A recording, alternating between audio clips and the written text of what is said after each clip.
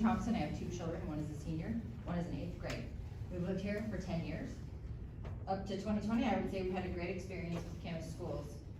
I feel that COVID-19 was a gift. It gave us the most precious thing, time with our kids to get back to the basics, to listen to them, to hear what they're learning. It also showed us that Camas School District has failed to educate our children. The education my children have received over the last 14 months has been a joke. No accountability from students to teachers or from teachers to students. The decision to not administer the Washington State Standardized Test was one of self-preservation. It was not that the district had our children's best interest at heart, it was about funding.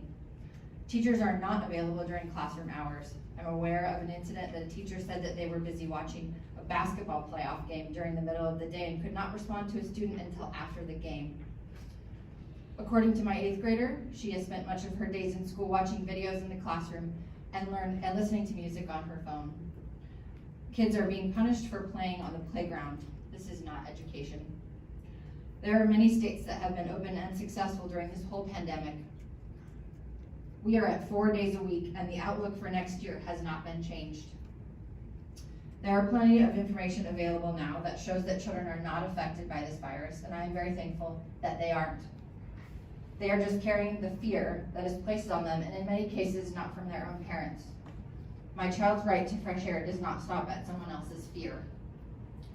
It's time to remove the masks from our children's faces to allow them to have oxygen for their brain to think. Seems like it might be something of fear to allow them to think. It has become very obvious that there is an agenda being pushed in our schools, and that has inserted teachers and government overreach in between parents and their children. Shame has been used to shut people down, and masks are being used to keep people silent. Enough is enough. We are fortunate to have school choice in Washington. There are many great online options that are not pushing an agenda and have excellent curriculum that will prepare my child for the future. I will not be allowing my student to continue with the Camas School District.